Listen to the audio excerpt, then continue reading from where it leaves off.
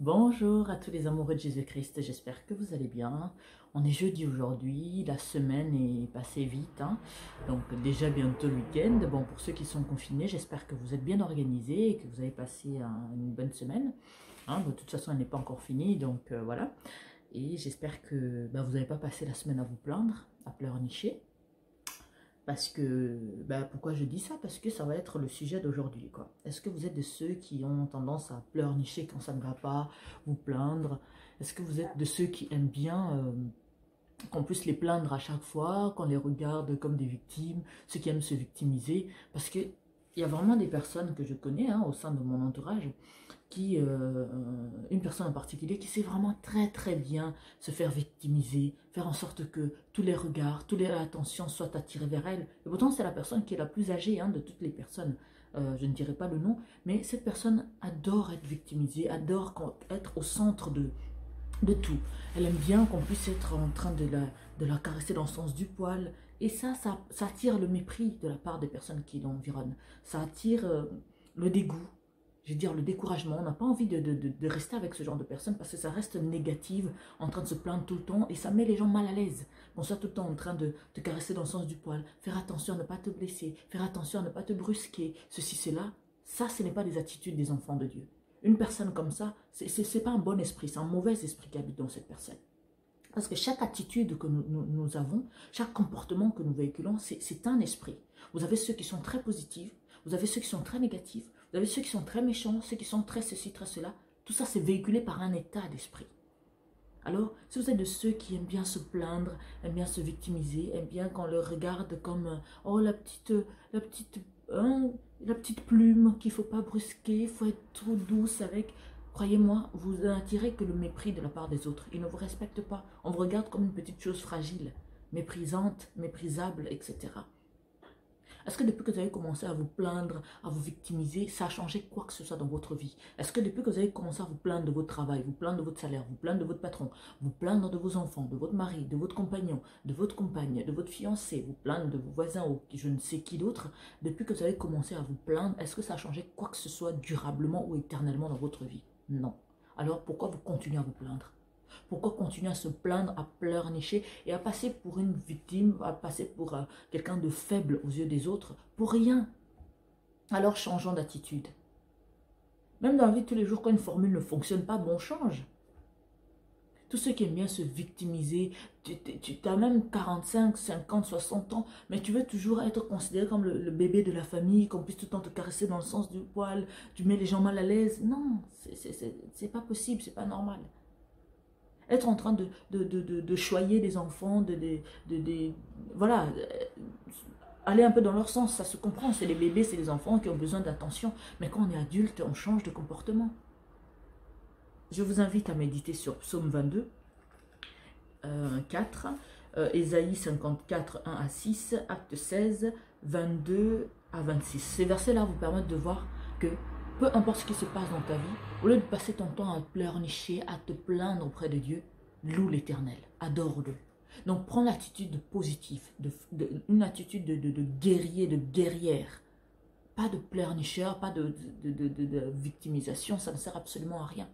Vous avez ces chrétiens-là que à chaque fois qu'ils ont un problème dans leur vie, ils sont en train de prier en pleurnichant, en pleurant, Seigneur, fais ceci, Seigneur, j'en peux plus, j'en ai marre, machin. Depuis que vous avez commencé à prier avec ce genre de formule, est-ce que votre vie a changé, ça s'est amélioré? Alors pourquoi vous continuez à pleurnicher? Pourquoi vous continuez à vous faire passer pour des victimes? Vous savez, ce n'est pas en pleurnichant plus ou un peu moins en priant que ça va faire accélérer les choses. Alors si tu prends l'attitude à chaque situation à louer le Seigneur, peu importe ce qui se passe dans ta vie, même si ça se passe mal et que tout ce que tu entreprends n'avance pas, loue l'Éternel. Loue-le encore avec joie. Sois content de la situation. Loue le Seigneur quoi qu'il arrive, encore et encore.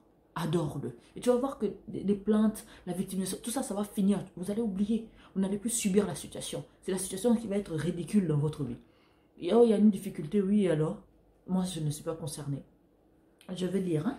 Je vais vous lire Psaume chapitre 22. Par contre, vous commencez à lire, je vous invite à commencer à lire à partir de 2 jusqu'à 4. Hein. Donc là, je lis Psaume 22, versets 2 à 4, qui me dit: mon Dieu, pourquoi m'as-tu abandonné? Et éloignes-tu, pardon, mon Dieu, pourquoi m'as-tu abandonné? Et t'éloignes-tu sans me secourir, sans écouter mes plaintes? Mon Dieu, je crie le jour et tu ne réponds pas.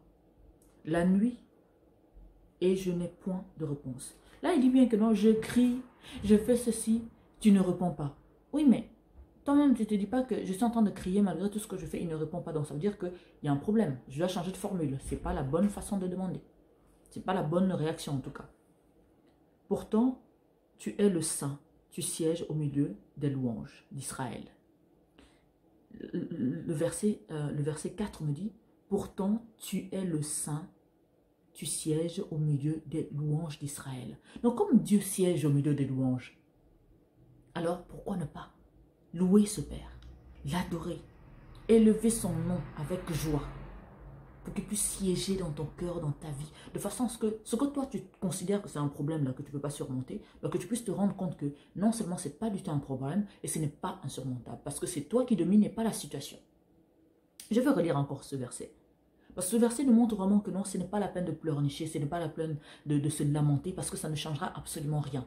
Mais la bonne attitude à prendre, c'est de louer le Seigneur, c'est d'être dans la joie, d'être dans l'adoration.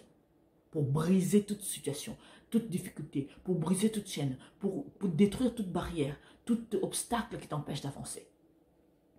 Mon Dieu, pourquoi m'as-tu abandonné et t'éloignes-tu sans me secourir, sans écouter mes plaintes? Mon Dieu, je crie le jour et tu ne réponds pas. La nuit et je n'ai point de repos. La nuit, je n'ai point de repos. Pourtant, tu es le saint. Tu sièges au milieu des louanges d'Israël. Retenez bien la partie 4 qui dit, pourtant tu es le saint. Tu sièges au milieu des louanges. Donc, tu as pleuré la nuit, le jour, tu t'es lamenté, tu n'as pas de repos et ta situation ne change pas. Alors, pourquoi tu ne changes pas d'attitude? Alors, pourquoi tu ne changes pas de formule? Ce n'est pas en pleurnichant devant Dieu qui va te bénir. Parce que si c'était ça, beaucoup de gens seraient bénis. Beaucoup de gens auraient atteint leur objectif en 30 minutes de pleurnicherie. Allez, c'est bon. La situation est débloquée. La bonne attitude, c'est de louer l'Éternel, quoi qu'il arrive. Peu importe ce qui se passe, je loue, j'adore. Peu importe la situation, moi je loue l'Éternel avec joie. Parce que c'est comme ça qu'on prend le dessus sur tous les problèmes. C'est comme ça qu'on prend le dessus sur la maladie. On prend le dessus sur les difficultés. On prend le dessus sur la peur, le stress, toutes les situations désagréables dans sa vie. En louant le Seigneur. Alors à partir de maintenant, arrête de pleurnicher que ma fille est malade, mon fils est ceci, mes enfants sont ceci, dans ma vie il ne se passe pas ça, j'ai pas d'homme, j'ai pas de ceci, j'ai pas de femme, j'ai pas un bon salaire, loue le Seigneur. Visualise le problème qui t'embête et commence à adorer le Seigneur avec joie. Pas en pleurant, pas en pleurnichant, pas en te victimisant, mais en étant joyeux de cette situation. Parce que c'est de cette situation désastreuse que la gloire de Dieu va se manifester. Si tu as la bonne attitude, bien sûr. Alors, je vous laisse méditer là-dessus. Ne soyez pas les pleurnicheurs. Ne vous plaignez pas que non, encore on est toujours confiné. Oh, il y en a marre de rester à la maison. J'en peux plus. Non, tu ne supportes plus la situation. Loue le Seigneur. Tu es fatigué, tu es déprimé, tu es stressé, tu es tendu. Prends le temps de louange et d'adoration. Arrête tout ce que tu es en train de faire. Prends le temps de louer le Seigneur.